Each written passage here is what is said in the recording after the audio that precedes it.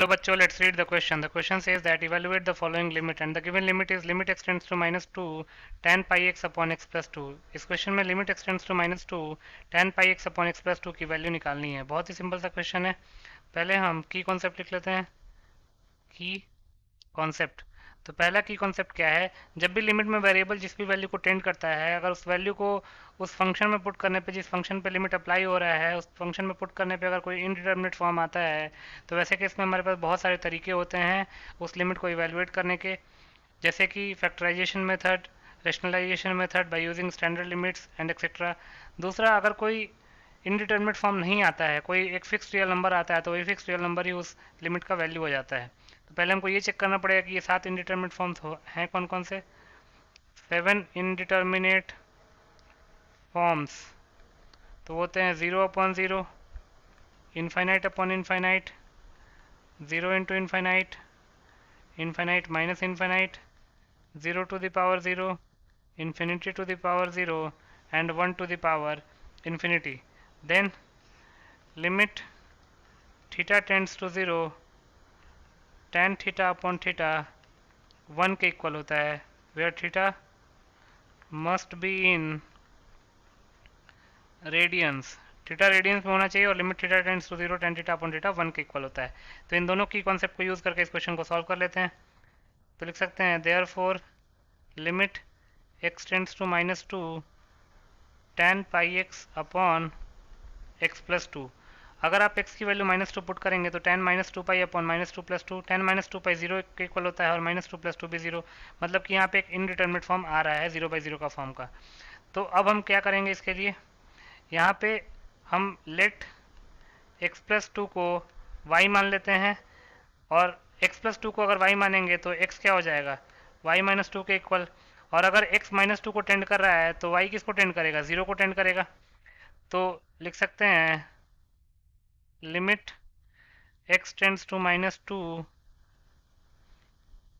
tan pi x upon x plus 2 can be written as limit y tends to 0 tan of pi x की जगह पे क्या हो जाएगा y minus 2, y minus 2 whole upon x की जगह पे y minus 2 प्लस 2, प्लस 2 और माइनस 2 कैंसिल आउट हो जाएगा।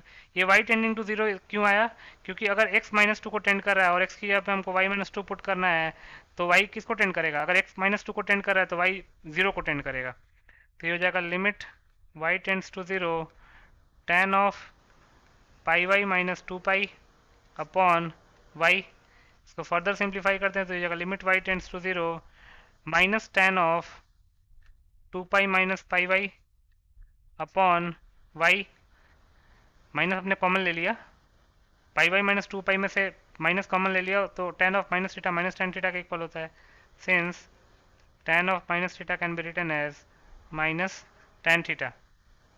तो -1 बाहर आ जाएगा, limit y tends to 0 tan of 2 pi minus pi y upon y। अब अगर आप ध्यान से देखें तो tan of 2 pi minus theta, tan of 2 pi minus theta, 2 pi minus theta का मतलब है कि फोर्थ क्वाड्रेंट, और फोर्थ क्वाड्रेंट में tan नेगेटिव होता है, तो ये माइनस साइन के साथ खुलेगा, ये हो जाएगा limit y tends to 0 minus tan pi y upon y, क्योंकि since tan of 2 pi minus theta minus tan theta के इक्वल होता है। फर्दर प्रोसीड करते हैं, तो ये हो जाएगा -1 इंटू, एक माइनस और है वो बाहर आ जाएगा, -1 into limit y tends to 0 tan pi y upon y. अब ऊपर में tan का एंगल पाई है, पाई वाई है, तो हम पाई का मल्टीप्लाई डिवाइड कर लेंगे, तो ये हो जाएगा -1 इंटू -1 प्लस 1 इंटू पाई जो कांस्टेंट है वो बाहर आ जाएगा, into limit y tends to 0 tan pi y upon pi Y.